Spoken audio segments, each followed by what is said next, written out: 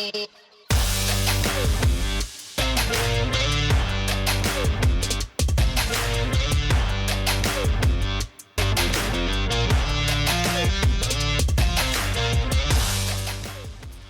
welcome to The Balancing Act. This is episode 4. Yeah. Hey, guys. So good. Hey, we're killing it. Episode 4. Yeah. Fantastic. Andrew was saying he doesn't know, we weren't planning on being at episode 4 so quickly, and so he doesn't know how we're going to go track the rest of the year, but we'll figure that part out. That sounds like Andrew's problem to me. That's kind of how that works.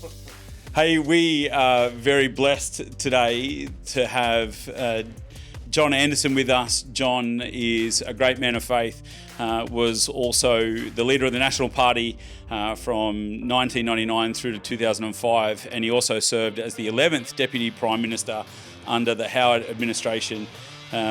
John is also a passionate farmer, primary producer, and has a great podcast called Conversations with John Anderson on Apple Podcasts. So get hold of that. But John, welcome. Welcome to The Balancing Act. Good to be with you. It's a great honour. It's great. Mate, we just wanted to get together and have a bit of a chat and get to know a little bit about you. You still have a significant voice in the Australian landscape, which is an incredible privilege, I suppose, for you, but it's also an honour for us to be able to chat with you. You spent a lot of time in Canberra. You've spent a lot of your life serving the Australian public. Mate, can you just kind of rewind before we kind of dive into that? How on earth do you get from a country kid and then you're in Sydney and then you're back out onto the farm? What did early life look like for you and that kind of led you into the public space? Well, I'm a fifth generation farmer on my father's side, sixth on my mother's in the northwest of New South Wales. So grew up in the country, but in an isolated place, a centred boarding school in Sydney. I then went on to university and then came back farming. I joined the local branch of the National Party because everybody else belonged to it. Everybody in those days. It wasn't so very long after the Whitlam years, and the Whitlam years saw an explosion in membership in the National Party. At one stage, it had more members than any other political party in the country, as in grassroots members, branch members.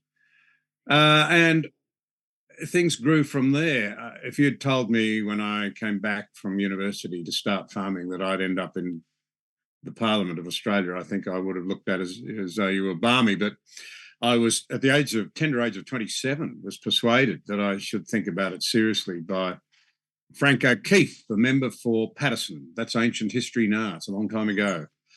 And through that, and then the encouragement of a couple of others, it was the encouragement of others. Mentoring is important. I would never have seen myself as a member, as I've just said, of Parliament, if others hadn't seen it first, I suppose you could say, as a possibility for me. And I really was persuaded that, and it seemed right under God, that I had a responsibility to at least offer myself for service and see what happened. Yeah, wow.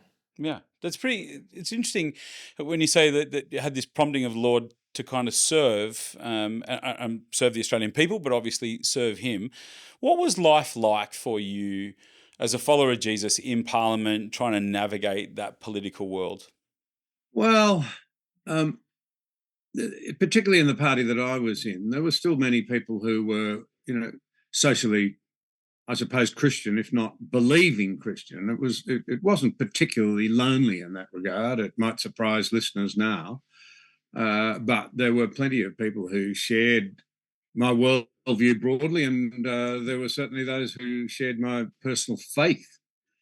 And in that sense, I didn't find it any more challenging, probably less challenging than some of your listeners find it in their workplaces today. The world has become very hostile, in many ways very ignorant.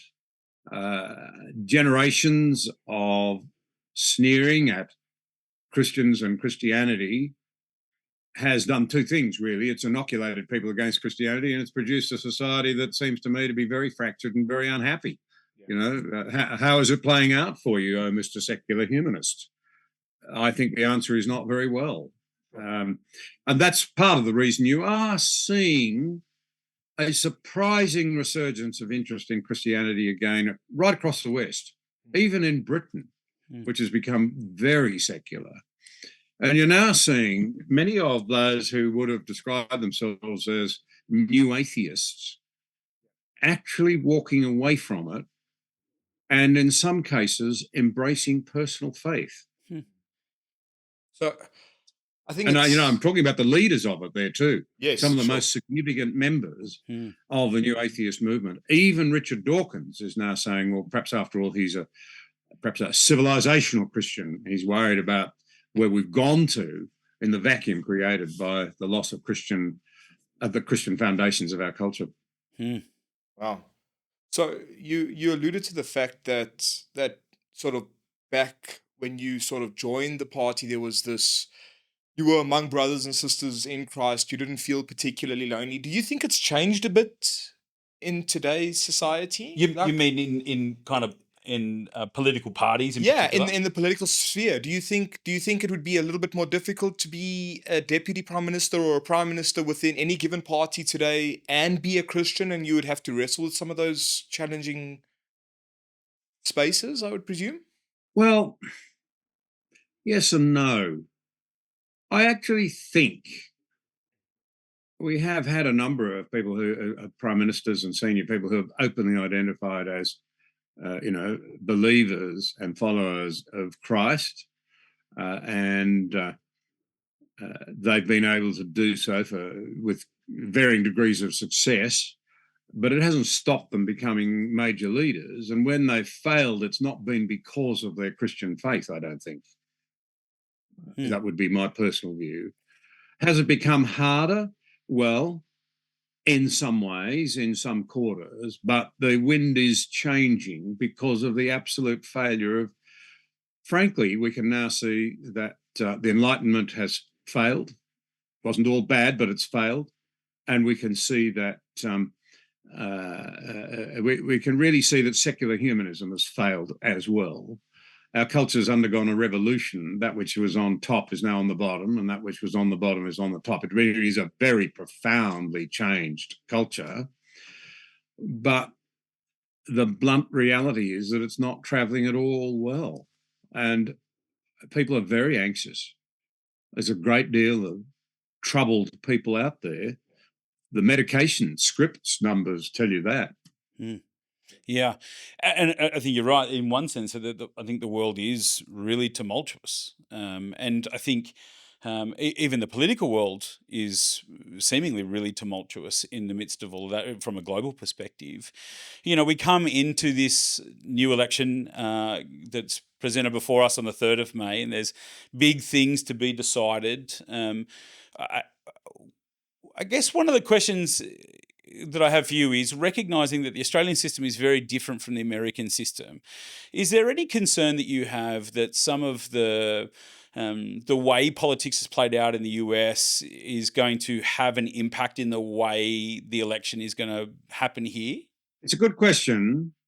We don't do American-style politics, but broadly speaking, we do votes and we do look for leaders. So we have that much in common. America is incredibly polarised and has been for quite a while.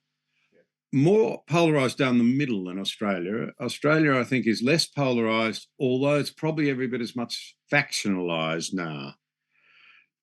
You can see that in voting patterns. There was a time when maybe 15% of the population's vote moved around, but, the great majority of people, 80 to 85%, voted every time either for the coalition or they voted for Labor. Those days have gone. The Labor Party is in government, but less than 1 in 3 Australians actually voted for it. And if the polls are to be believed, it's only slightly more than their numbers are the same now. They may very well be returned with only 1/3 of the voters voting firstly for them, and the coalition struggling to achieve much more than that.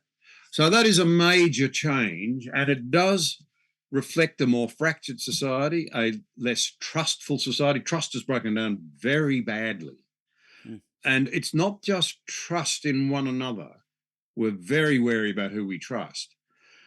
we have real doubts about our leaders. We have real doubts about our senior people in senior positions in everything from, I suppose, the law to the police to the education system and those institutions. We don't trust them very much anymore. This is all, it's not rocket science. It's all there in the numbers, in the research, which interests me enormously, probably interests many of your listeners. Mm. Worse than that, though, and more dangerously, is that we've lost confidence. We lack trust now in the very ideas that, if you like, the beliefs that drove the values that drove those institutions. What do I mean by that? The common law, our legal systems based on the idea of innocent till proven guilty, that everyone has standing and dignity, there should be fair trials, there should never be witch hunts, so to speak. We have the vote so that everybody can have a say in which direction their country is taken, and people can stop that direction with the point of a pencil, not at the point of a gun. But confidence in these things is breaking down. Now, that is terribly troubling to me as somebody who, I'm, you know, I make it really very simple for me that in the end, the nations will pass away. Psalm 2. In the end, all civilizations wind down. It's never pretty.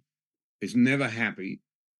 I'm worried that ours is winding down, and it may not be pretty, it may not be happy, but you and I and your listeners will not pass away. I profoundly believe that. And there will be a new heaven and a new earth, and we will know life forever beyond the grave. What happens then, of course, is determined, you would obviously preach this, on the decisions, is determined by the decisions that we make here now in this life. But I don't think it ends at the grave. Yeah. So it's always a forlorn hope to place your trust in governments, in human institutions, even though if trust breaks down completely, as I've just described, things get very dangerous. But it's always important to remember that we all need hope. We all need a secure hope. And that's where I think faith comes in. Yeah, it's pretty amazing. I mean, we're talking here about like this idea that we live in a tumultuous world, that our trust in man is breaking down, and yet as Christians we carry this hope of eternity before us. Yeah. And in all of that, with considering all of these moving pieces, I guess the question that I want to ask you is, well, how should Australians think about the upcoming election? But in particular, but as Christians, how should we engage with? Yeah, for us, what does that look like in the tumultuous nature of the world and the mistrust that's placed in institutions, sometimes deserved, sometimes not deserved? It depends on, I guess, which institutions we're speaking about. And this drawing to hope, to eternity in Christ.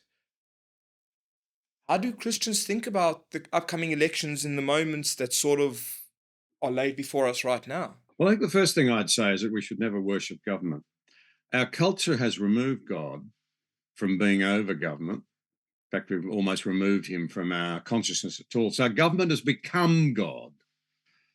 Now, that's a terrible mistake, because governments, particularly in the democracies, are made up of people voted in by other people. And the problem is that they are people. And they can't meet our needs, eternal or spiritual. They can't make us happy. They can't give us purpose and direction in life. Nonetheless, government is very important. Romans 13, it's there for our safety, for our well-being. It has a role whereby we, in a democracy particularly, we collectively say, well, there are some things, many things that we should do for ourselves, many, many things, but there are some, much fewer than many people think, that we shouldn't try and do individually. For example, I think the law, exercising the law and judgment, that are best done collectively, if you like, by society and its government.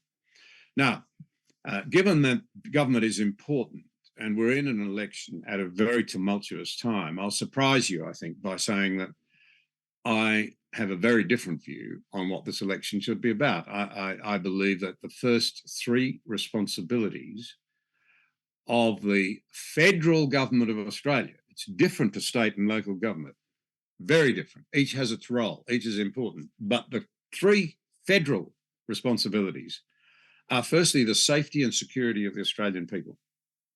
It's a bad world out there. The fact that most of us have not seen a war, by the grace of God, I haven't been involved in one. I've seen people who are deeply scarred by it, including my own father. That doesn't mean, though, we ought to be naive. Peace is not the norm down through history. And many people around the world today do not know peace like we know it. So that's the first responsibility of government. Are they taking our security? And by that, I mean things like supply chain security. Do we have the reserves here if something goes wrong, if conflict breaks out? Do we have enough oil? Do we have chemicals? Are we able to feed ourselves? Can we keep agriculture going? I won't elaborate, but I don't think we're doing as well as we should in those areas. It also means defence. Some Christians say we should turn the other cheek. Individually, yes. Governments acting on our behalf, no. If we believe in ourselves, if we believe in looking after the weak, the vulnerable, our children, the aged, if we believe in preserving our culture, you'll make certain that your defence force is up to the task of securing our safety in a dangerous world. That's the first responsibility. The second I would describe as justice. Some of your listeners will be surprised. What do I mean by that? Two things. The first would be a degree of social harmony. We're seeing the rise of very nasty divisions in our culture based on the false idea that some citizens are less worthy than others. And in its ugliest form, it's racism and anti-Semitism. There has not been a strong enough stand in this country by the leadership of the nation against anti-Semitism, with some honourable exceptions, including the governor, the Premier of New South Wales and the Premier of South Australia. But the other major aspect of justice is that we are living beyond our means. We have a cost of living crisis, and the government is trying to hand out band-aids rather than address the cause of the problem. And this is leading to a great injustice. It's intergenerational injustice. We're living beyond our means, and our children, born and unborn, will inherit a debt, a very large debt, which will limit their economic opportunities, will burden them with taxation, make it harder for them to get ahead and to flourish in life than it should have been the case. And then the third element is that you need to be able to run a strong enough economy so that you don't have to worry about whether you can afford proper defence, and you don't have to worry about living beyond your means. You can live within your means, not rob from your children, or, as we're now doing, in my judgment, taking too much money from people in tax, because governments don't have money, only taxpayers do. So, yeah. Sorry, that's a long-winded answer. No, I think it's a really interesting answer, and I really appreciate your honesty and your candor in that. In that, there are a whole multitude of different policies that are being bandied about at the moment, so on and so forth. I know you've touched, on those kind of three key areas, and so I suppose that's going to inform kind of the basis of my next question, which is, as you look at it, I know there's lots of policies around, but if there was three key policies that you think that Christians really need to do the legwork and thinking through in preparation of heading to the polls, what would they be? Well, I'm going to be greedy and say 4. Go with 4.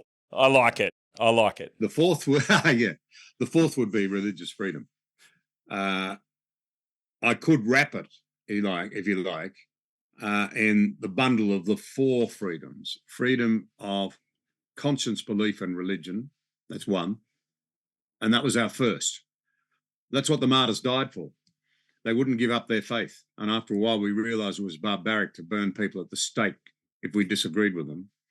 And pretty stupid too, because tomorrow they'll be in the majority and turn around and burn you. And we realised it wasn't very Christian, and our culture said, right, well, you are free to live with your deepest beliefs, providing they don't impact excessively on other people. And that's been at the genius of the sort of harmony of Western society. It hasn't always been 100%, but it's been pretty remarkable by historical standards and by the standards of most of the world today. Let people live by their consciences, and religious freedom is, of course, about what you believe and your right to practice it. Secondly, freedom of speech is critically important because you defend your other freedoms by it. Thirdly, freedom of assembly is critically important. The right for you to meet as a congregation on Sunday is fundamental to freedom of conscience and speech. Fundamental. And then the freedom of property. People forget that one. The Ten Commandments mentions it twice. You should be free from the fear that a government, or for that matter, a violent robber or whatever, will come along and deprive you of your property, your means of living, including your intellectual property. You should have that as your right to trade in order that you can provide for yourself and your family. So I think that's awesome. I guess it may not necessarily be something that all people would agree on, I presume. And that's what we get when we see things like polarization and when we see differences that take place within institutions, whatever they may be. And I guess the question, just for motivation's sake, is why did you land on those 4 freedoms? Why do you think? Why would they trump any other sort of ways in which we think about policies? Just from a helpful perspective, again, for our listeners to navigate the way they're thinking about this going forward. Yeah, it's a very good question, and not enough Christians think this through. The answer is because they go to the sovereignty of the individual. See, what does God say matters most?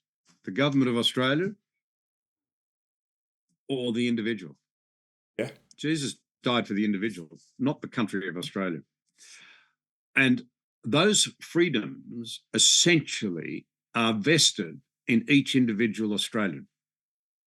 And they are the key to us being free to explore our faith, to listen to the arguments about faith, to assemble freely as believers or not believers. In a free society, both you should have the right. This is not, Christians only, but they're the rights of every citizen, and your right to defend yourself without the state or a robber baron coming along and removing your ability to feed yourself and your family. They go to the things that a government should fundamentally step back from and respect as being vested in individuals, not given out as a gift of government. Government's job is to defend them, even against government's own desire all the time to control us. Yeah. I hope that makes sense. I think, I'm glad you're doing the balancing act. That's good. Because my guess is that, like many churches in Australia, there are too many people in your congregation who should be wiser and more aware under God of the sovereignty of the individual and the responsibility of the individual. So how do you define them? Well, you can't make them limitless. I mean, if your conscience says it's my job to go and slaughter people in the main street with orange, obviously that's unacceptable.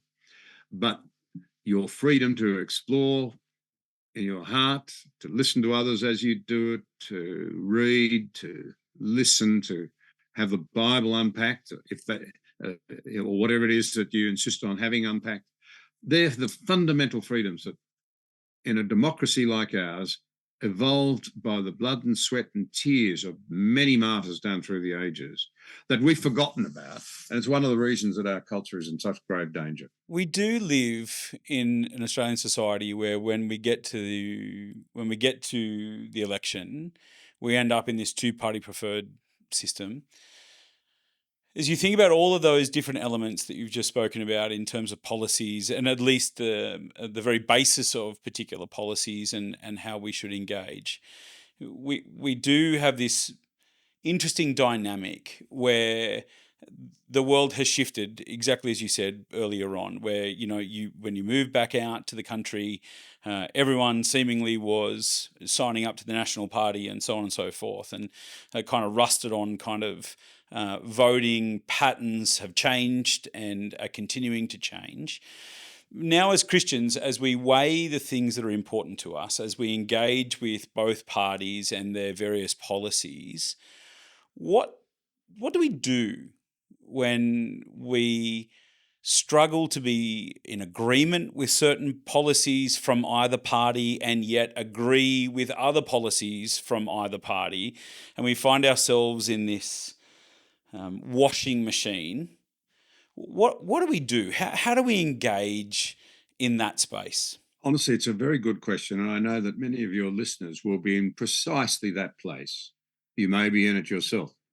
For all you know, I might be in it. But I think what I would say is it does depend a little. See, if I'm voting for a government in a state government, one of the premier things I would put up would be, what's their education policy? What are they going to let the Department of Education do to our children? But this isn't. That's a state responsibility. The federal responsibility, as I said, my test is, in these dangerous times, are they taking our defence seriously? Are they making sure that we've got enough stocked away to survive if the shipping lanes to Australia are cut? We might not even be involved in a war, but if there's conflict to our north, our shipping lanes will be cut. And everyone who's interested in the public policy debate in Australia knows we do not have enough oil reserves to keep the economy going for more than a few weeks. We don't have it. Still coming in from tankers through the seas to the north. And we don't have any oil or refinery capacity of ourselves. That's just to pick one area. So I'm looking for a government that actually seems to take my security and my children and my grandchildren's security seriously. I know that what I'm saying will surprise many people because that's not the way they've been thinking, but let me challenge you on that one. And it's not a selfish thing. I want to be looked after. I've got members I'm too old now to go and fight, I suppose, but I don't want my children to have to fight. Well, the best way to make sure they don't is to make sure, others respect the fact that we have the capacity to strike back if they do something nasty. We're not going to attack anyone, but we have every right, and I believe responsibility as citizens, to say, in the interest of our young, our old, ourselves, are they looking after our defence? I want to know then that they're not going to run such a bad economy that young people can't buy a home and delay family formation. They're going to run a proper economy. I want to know that they're not going to live beyond their means and therefore burden our children with debts that they've had no say in developing at all. So I just think that's where I would be going. Are they going to look after us? Are they going to run a successful economy where people can feed themselves, start their families, those sorts of things? Will there be justice? Will they avoid the sort of social divisions that arise when leaders don't stand up against racism? That's one part of justice that I'd touch on. The other part is leaving debts for our children. I guess I just want to press in a little bit, and maybe it's more my ignorance, but I think... Probably is. Thanks. You'll get used to him. Sorry, John, I do have to apologize for him. No. I think, so when we speak about security, I guess if I'm putting on a little bit of a devil's advocate kind of hat, some people would think of security in terms of things like climate change. They would think necessarily along the lines, without going down any rabbit holes because I don't understand the stuff myself, but rather just around, well, the same sort of the argument or point that you put forward around considering our children, our unborn children and the old, considering those things in the future security of their lives. Some would say that climate change becomes a significant part of how we think about security. Certainly that's some of the rhetoric that's been pushed forward and pushed upon people. And so it's, I guess, this is to me maybe just a little bit of a live tension point that you could maybe speak into that will help us think through these things a little bit clearly in that sense. Yeah. And there's a fair point. And I know even some of your listeners will say, I'm out of touch because I haven't emphasized that. I'm not saying climate's not important, though. I mean, I'm on the front edge of it because, I'm involved in agriculture. But I'd make several points. Excuse me. One is that all the leading academic thinkers now around the world that I believe and trust are saying that global conflict is now a more urgent issue for us to address than climate, and that global mayhem would be a disaster for the climate. Another thing I would say is that most climate concerned people think that humanity is the problem and that there are too many of us. They haven't caught up with the news that the global population is rapidly stabilizing and many countries' populations are in free fall, and it won't be long before many countries almost wind themselves out of existence. It sounds extraordinary, but 10 countries are now in a depopulation bomb, and if it continues, and nobody knows whether it can be turned around. I know this is extraordinary stuff, but it's true. China's population is in free fall. South Korea's, Japan's, Italy's, Australia's goes into free fall in about 10 years' time on the current trajectories. Why do I mention that in the context of climate change? It's just a very important aspect of it is that usually humanity's the fault, the problem, and there's too many of us. And I have reservations about that. And in a practical sense, I don't think the answer is to blind ourselves to the geopolitical dangers that we confront. Now, I know that's an area that could be contested. I know that, and there'll be people who have different views. That's a democracy. But my fear is that nothing Australia does is going to make any difference. We're less than 1% of net global emissions, and global consumption of coal, gas, and oil are continuing to rise very strongly. They're not just going up a little bit, they're rising strongly. So Australia is doing, in my view, more. It's bit. A lot of people get very angry and say, no, it's not. I say we're actually paid an incredible amount of price. We've slowed our economy. Part of the problem of the crisis of the cost of living is, in fact, related to the rapidly rising cost of energy as we've moved to renewables. I mean, it's been the experience everywhere. People say, oh, what's the line? The wind and the sun don't send a check. But actually, the more renewables you have, every single country, you can chart it out. The higher the percentage of their powers generated by renewables, the more expensive their energy is, largely because the wind and the sun only blows for 30 or 40% of the time. You have to have a complete backup system. So a long answer, I know, and there'll be those who disagree with me. But in the end, I'm hard-nosed. I want to know the Australian people are safe. I'm not saying don't do nothing about climate change, but I am saying there are a lot of other issues that have to be considered alongside of it, including the very real prospect of global conflict. I kid you not, it is a very real prospect now. The tensions between the superpower and the rising superpower are very frightening. Russia's belligerence, and it's a major atomic power, is very frightening.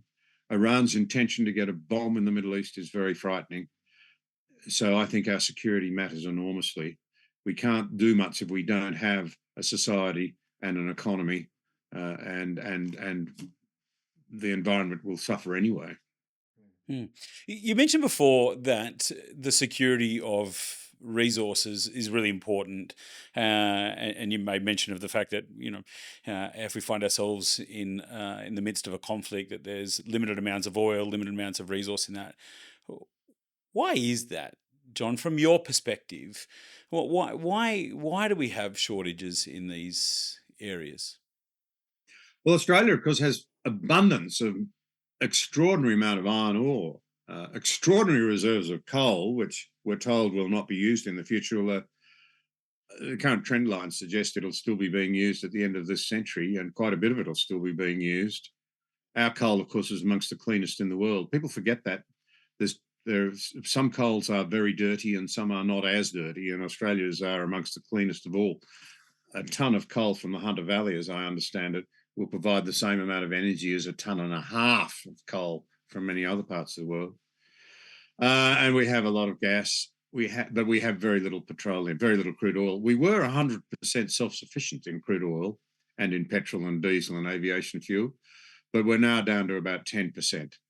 We just don't have very much. We're reliant on being able to buy it from other countries. And the general agreement in Western countries is that we ought to have a minimum of 90 days stock in reserve. We have nothing like that. 90 days means that if something gets wrong, if your shipping channels are blocked or cut, or there's a conflict, or the insurance freezes up because there's a war or something like that, we may or may not be involved in it, our economy would start to splutter very, very quickly. And your listeners might remember the fuss over toilet paper during COVID. Well, this would be much more serious than that. Yeah. I think it would be a little more serious than that. I think you're right. So we'll hit the fan. That's The proverbial. The proverbial. We would There need you a go. lot more toilet paper. So for you, I would be the first to say that some of your listeners might say he's sounding alarmist, but I just want to say I think I'm a realist. I've seen a lot of the world. I do my own podcast, as people know. I talk to many of the world's leading thinkers on defense, on security, on politics, and they are all identifying this unbelievable weakness in Western democracies. We don't believe in ourselves anymore, largely because we've walked away from our core beliefs. That's what we're talking about. Yeah. We really wonder whether we're worth defending, whether our cultures are worth standing up for, whether it's worth defending them, as our forebears defended this. I mean, we're about to celebrate Anzac Day. They're commenting at the same time that you don't preside over a massive military buildup, the biggest the world has ever seen, in the way that China has, just so that you can have a couple of nice aircraft carriers looking pretty sitting in a bay somewhere. Yeah, we do live in very tumultuous times, and I suppose just to go back to what you're saying, one of the beautiful things that we have is a sure hope in Christ. Yeah, that Amen. Regardless of the world in which we find ourselves and the challenging political nature, the challenging social nature, both internally and globally, Jesus reigns. Right. And I think it's important that we do consider all of those things as we move towards the election. I think that's we got to keep reminding ourselves that we need to keep living as ambassadors for Jesus, people of peace, seeking to see people raised up and supported and cared for and nurtured. Yeah. We need to keep loving our neighbor, both internally and externally, in terms of our nation. Yeah, I think, and I think that brings me, I guess, to my last question for you, John. It would be around the idea that we do live in a democracy, and this is a contested space in some of the way we think about these things. And the democracy doesn't stop at the church doors. People bring those ideas into the church with them. And I guess the question is, well, what do you give us some insight from your perspective around what it looks like to live in unity despite having this sovereignty and this responsibility that we carry in the individual person? What does unity look like in Christ, despite some of the differences that we may think about as we consider the political world? If I understand the question, I think it goes to the heart of seeing other people as human beings whose soul is of equal value in the eyes of heaven as one's own. Mm. And that is revolutionary because, of course, we've retreated completely from Christianity in the idea that we find our identity by giving up our own identity and finding ourselves in Christ. That's very radical, extremely radical. But our culture's gone to a place now where we tell ourselves and we tell our children that you're the center of your universe. You might be the center of the universe. It's all about you. You will decide what's right for you. You'll decide what's wrong for you. There are no absolutes. You're accountable only to yourself. And we discover, of course, that we're not up to the task of being God over our own lives. We can't do it. So for me, I think it begins with the humility of acknowledging that we can't do it ourselves, and that we are deeply flawed. I'm deeply flawed. That it really is necessary for me to pull the log out of my eye before I try and pull the speck out of my brother's eye. And in a way, I think it comes with the Christian faith being the antidote to false pride. All sin, including conflict, has its origins in pride. Mm. And as Lewis said, therefore pursue humility with all of your strength and energy. And the trouble is that the minute you think you're making some progress, you know you're not. Yeah, that's right. yeah, absolutely, absolutely. I think that's the heart of it. Yeah. Humility is key. Humility is key as we walk with Jesus. Humility is key as we try to live out the balancing act of being in the world and not of the world. Yeah. John, thanks so much for your time. Really appreciate it. Would love to have another conversation with you sometime down the track. Fascinating guy. Appreciate that again. And again, if you want to know more and you want to hear more of John, go and have a listen to his podcast, Conversations with John Anderson, on Apple Podcasts. You'll have a lot of fun. But thanks, John, for joining us. Thanks, John. Bless you, mate. Appreciate your time. Been great to be with you. I hope it's at least given people some cause for thought. Absolutely. Thanks, mate. Oh, Yeah. that was good, right? Yeah. That was good. That was good. And I mean, what a crazy 2 episodes that we've just had, right? It's very different. Great stuff though. Oh, it's great stuff. Like, I'm just trying to wrap my head around so much of it. I really appreciated John's candor. Yeah. Like, I didn't expect those answers. To be frank, I don't know what we expected. I don't know what. But certainly in the most direct manner, I thought that. Yeah.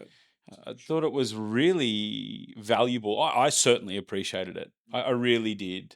It is an interesting space to kind of think of, and obviously very different to Mike Frost, who we had.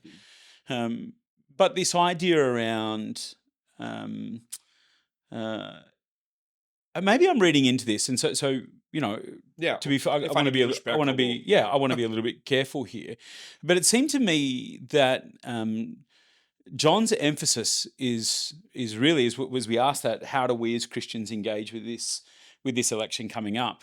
That this was primarily, John's answers primarily were coming from a perspective of citizens of this nation. Yeah. Okay. So what do you mean by that? What do you? So he kind of made reference to the fact that obviously that Jesus is king and don't put your trust in government, but as citizens, as we think around key policies from his perspective on what we need to be thinking through, we need to be thinking through policies that are directed to our safety and our security here and the now. Yep. So that's citizen thinking. Yeah, sure. Right? And the Christian thinking is, but even there, God is in control, he's sovereign, and his kingdom is assured. Yes. So I think for me it was really interesting to hear it without John articulating it, but essentially how do we engage as Christians into the space of the election? Yeah. Well, to think about it as good citizens. Yes. Good citizens. Is that fair? I think concerned and caring about Australia's well-being. Yeah, right? absolutely. And what that means, again, not this idea that Christ died for Australia, but Australian well-being, that you recognize the individual's sovereignty and responsibility that they carry, that their soul is just as valuable as your own, that kind of thought. Yeah. And sorry, I'm sort of adding Christianese into it. No, I think it's good because I think, because the way I understood it, the way as John was talking, I understood that for him, that the national security and the security of free speech and and the right to congregate means that we continue as Christians to seek the kingdom of God here and the now inside of a safe Australia. So I don't think he was removing any of those things, but I think the emphasis in how do we think around policies from this is, well, think about them as wise citizens, and what is best for Australia. Which is a slight deviation from Mike, right? Like Yeah. there's a slight Mike's emphasis is, how do I think about loving others as best as I can? And there's this element that both of these things actually walk in tension. Yeah, they walk in tension. They do Like- walk in tension, but it's a slight shift Yes, of the same thing. it is. And so you hold these things in tension as you consider this. And what it will come down to is, what are you prioritizing as you consider the vote? Like Mike emphasizing foreign aid, emphasizing the cost of the rich Housing. and the poor, The gap. where Yeah. the gap between the rich and the poor, where John's emphasizing, well, we've also got to think and consider our own security, the tax wage and the way the tax is working. Is detrimental. So they're both saying the same thing, but coming about it from a different Exactly, perspective. and so there's a priority that's placed on this that's, I think, is just so interesting. And Yeah, so it's fascinating. Yeah, it really is fascinating. But even as we consider then OBC or our church family, it's like Yeah. we come in together, and that's why I wanted to ask him that question, because we come together With differences of opinions. with slightly differences of opinions, Yeah, but for sure. but that tension is still evident and present. And so how do we then live and walk and journey with one another, even though we maybe differ in that space? And I loved John's response to that, Yeah. which is, we do that with real deep humility. 100%. And I think one of the things that really concerns me, and one of the reasons why we started this podcast, is this whole issue around tribalism Yeah. and not being able to love one another and hold tension even when we disagree. Yeah. That it seems that we want to play, it's all or nothing. Yep. And I think what both Mike and John highlighted was actually, there's a space to disagree. Yep. There needs to be a deep humility. And we might agree that there's an issue, how we address it, coming from it from a different perspective.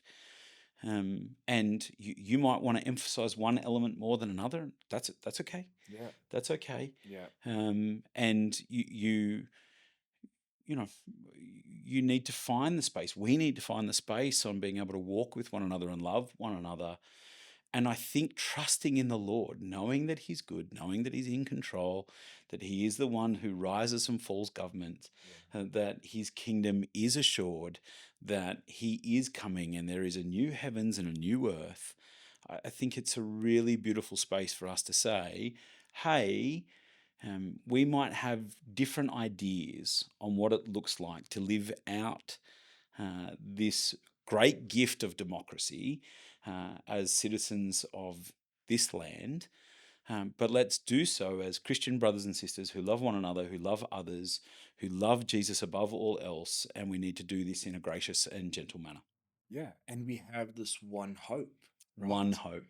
There may be differences of opinion, but we have one hope. I love that he was talking about that. Yeah. Like, I thought that was so good that there is this alarmist element that's associated, no matter which political side you look Spectrum at, you go. right? Yeah, It for doesn't, Sure. and for sure, I'm not even denying that. Maybe like a lot of that is possibly true, whether you're I don't thinking know, about but yeah. whatever, right? Sure. The thing is, that should not impact us the same way it impacts the rest of the world, because we have hope in Christ beyond the grave. Like, I love that, man. I think that's so good. Yeah, me too. And so as we continue to have this discussion as you continue to think about how we should engage with the upcoming election. I want to take one quick thing from Mike and one quick thing from John. Mike called us to prayer. Yep. To be prayerful in considering policies and parties.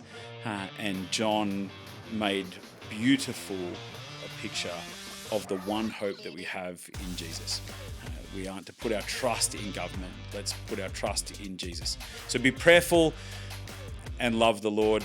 And let's be gracious with one another as we head to the polls on the 3rd of May. Yeah. May it not be a circus. That's really what I'm at. I just don't want this to be a circus. Anyway, hey, thanks for joining with us. It's great to have you. And we'll see you again soon. Episode 5. Coming soon. Coming soon.